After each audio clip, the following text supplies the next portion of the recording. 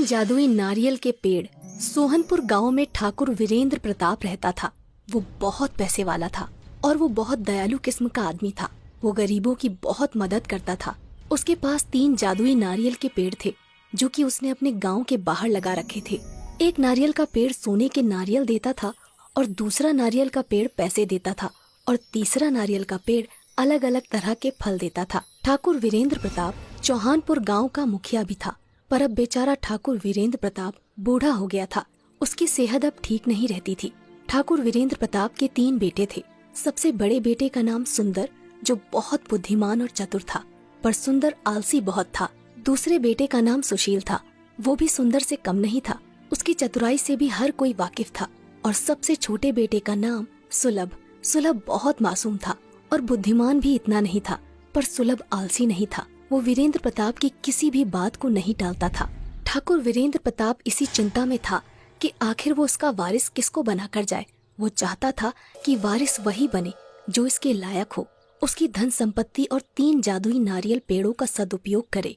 एक दिन रात को वो विचार में मग्न था कि आखिर कैसे अच्छा वारिस ढूंढा जाए।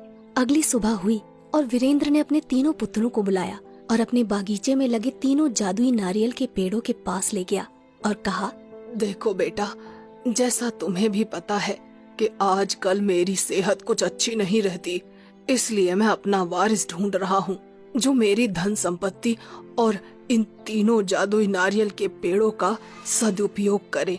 तुम तीनों मेरे लिए समान हो, इसलिए मैं आज से तुम्हारी एक परीक्षा लूंगा। जो उस परीक्षा में सफल हो जाएगा वही मेरा वारिस बनेगा। वीरेंद्र प्रताप कहता है, मैं तुम तीनों को एक एक पेड़ दे रहा हूँ और एक एक इलाका दे रहा हूँ। तुम तीनों के पास 1 महीना है। तुम तीनों को 1 महीने तक इन पेड़ों का सदुपयोग करके इनसे जनता की भलाई करनी है। और जब तुम इन पेड़ों के पास जाकर कहोगे, सुन पेड़ भाई, कर लोगों की भलाई, तो ये अपने आप फल देने लगेगा। और इन पेड़ों का अगर दुरुपयोग हुआ तो ये पेड़ अपना अपना फल देना बंद कर देंगे। अब मैं 1 महीने के लिए गांव से बाहर जा रहा हूँ और ये गांव वाले तुम्हें सौंप रहा हूँ। और ठीक 1 महीने बाद आऊंगा और देखूंगा कि तुम में से किसने लोगों की भलाई सबसे अच्छी करी है। मैं नहीं जानता तुम ये सब कैसे करोगे। ये सब तुम्हें अपनी बुद्धिमानी के प्रयोग से करना है। क्या तुम तीनों इस परीक्षा के लिए तैयार हो?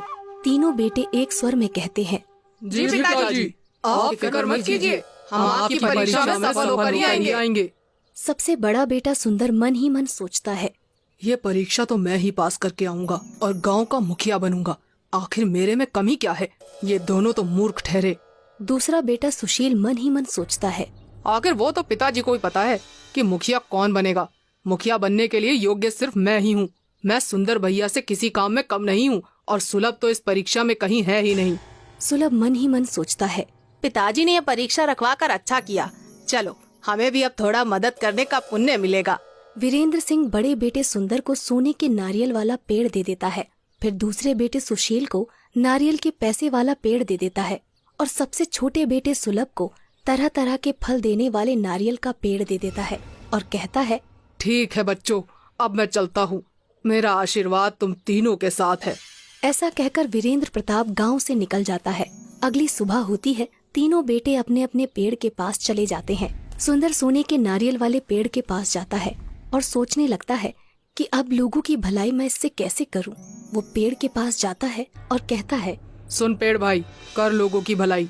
इतने में ही पेड़ से सोने के नारियल निकलने लगते हैं। सुंदर उन नारियल को सुबह सोने की दुकानों पर बेच देता है, पर जैसे ही पैसे आते हैं वो सोचता है, मैं लोगों की भलाई तो बाद में ही कर सकता हूँ, अभी क्यों ना ये पैसे मैं खुद पर खर्च कर लूँ। ऐसा सोचकर वो उन पैसों से खुद के लिए शराब खरीद लेता है। वहीं दूसरा बेटा सुशील पैसे देने वाले नारियल के पेड़ के पास जाता है और कहता है, सुन पेड़ भाई, कर लोगों की भलाई। उसके पास भी बहुत सारे पैसे आ जाते हैं। सुशील उन पैसों को बांटने के बजाय उन पैसों को लोगों को उधार देने लग जाता है। वो मन ही मन सोचता है, आखिर मैं मदद कर ही तो रहा हूँ, यही तो लोगों की भलाई है। अब मैं पिताजी की तरह मूर्ख नहीं जो इन पैसों को ऐसे ही लुटा दूं। वहीं तीसरा बेटा सुलभ तरह तरह के फल देने वाले पेड़ के पास जाता है। वो सोचता है, इस गांव में ऐसे बहुत से लोग हैं जो एक दिन का भोजन भी नहीं जुटा पाते हैं, उनको इसकी सबसे ज्यादा जरूरत है। फिर सुलभ पेड़ के पास जाता है और कहता है, सुन पेड़ भाई, कर लोगों की भलाई। इतना कहते ही पेड़ से तरह तरह के फल निकलने लगते हैं।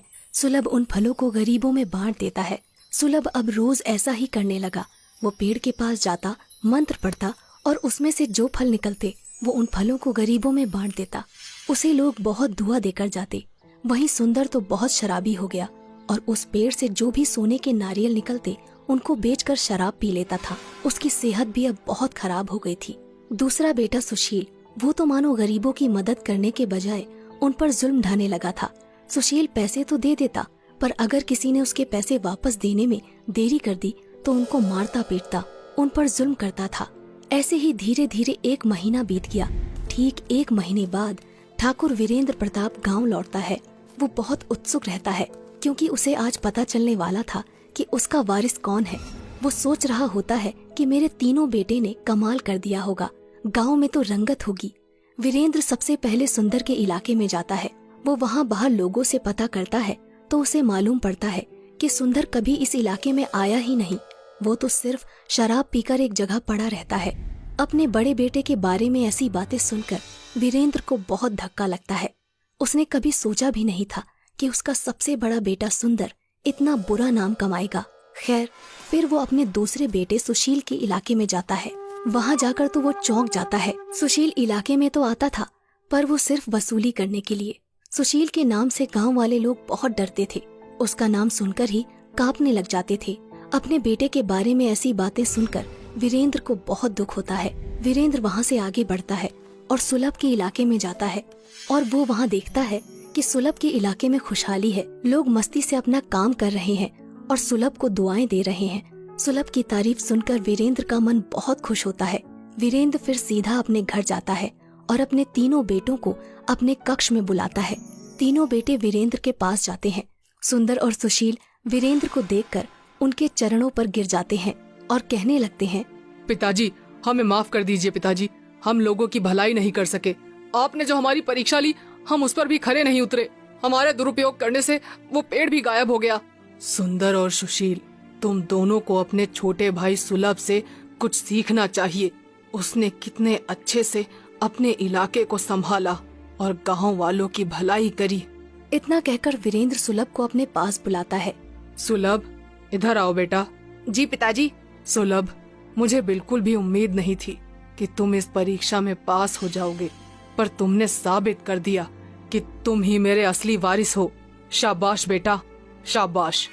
नहीं पिताजी, मैंने ये सब वारिस बनने के लिए नहीं किया। मैंने ये सिर्फ लोगों की भलाई के लिए किया। और जब मेरे बड़े भाई सुंदर हैं तो उनके रहते मैं वारिस नहीं बनना चाहता।